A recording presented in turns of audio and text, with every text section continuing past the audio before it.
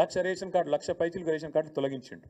ఇంకొక మాట చెప్తున్నా, తొలగించడమే కాదు, ఇవాళ పేపర్లలో వార్తలు ఎంత కిరాతకం అంటే, వీళ్ళు చెప్పే ఎంత దిక్కుమాలిన మాటలు అంటే, ముఖ్యమంత్రి అనేటోడు ఇన్ని పచ్చి అబద్ధాలు చెప్తాడని ప్రపంచంలో ఎవరు అనుకోరు. ఇదే ముఖ్యమంత్రి చెప్పిన అబద్ధాలను కూడా బట్టి విక్రమార్క గారు ఎండగట్టి ఉతికి ఆరేసినారు. ముఖ్యమంత్రి ఎక్కడ పోతే అక్కడ వాగుతున్నాడు. ఏమని?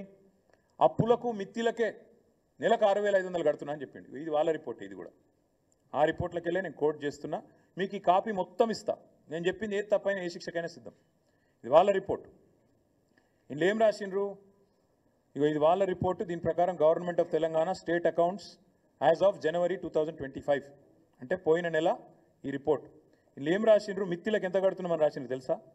పోయిన 10 నెలలు మొత్తం ఇప్పటిదాకా కట్టింది ఎంత అంటే 22,056 కోట్లు.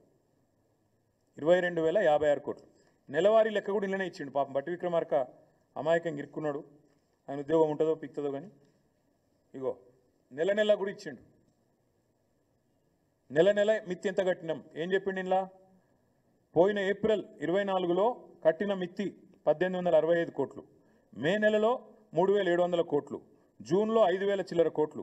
ఇట్లా ఓవరాల్గా మన్నించాలి, ఏప్రిల్లో 1,865, మేలో 1,864, జూన్లో 2,200, జూలైలో 2,200, ఆగస్టులో 2,304 కోట్లు, సెప్టెంబర్లో 2,689 కోట్లు, అక్టోబర్లో 1,965, నవంబర్లో 1,928, డిసెంబర్లో 2,475, జనవరిలో 2,499, మొత్తం కలిపి 10 నెలలకు గాను కట్టింది పోయిన ఏప్రిల్ నుంచి మొన్న జనవరి దాకా 22,000 కోట్లు. అంటే నెలకు 2,200 కోట్లు. మరి 6,500 కోట్లు అని చెప్పిన బోగస్ ముఖ్యమంత్రి సిగ్గు లేకుండా నెలకు 4,300 కోట్లు అదనంగా కడుతున్నా అంటే ఏడబోతున్నాయి అవన్నీ? టకీమని రైతుల ఖాతాలను అయితే పడతలేవు, టకీమని తులం బంగారం అయితే వస్తలేదు. మరి టకీమని రాహుల్ గాంధీ ఖాతాలో పడుతున్నాయో ఢిల్లీలో చూడాలి.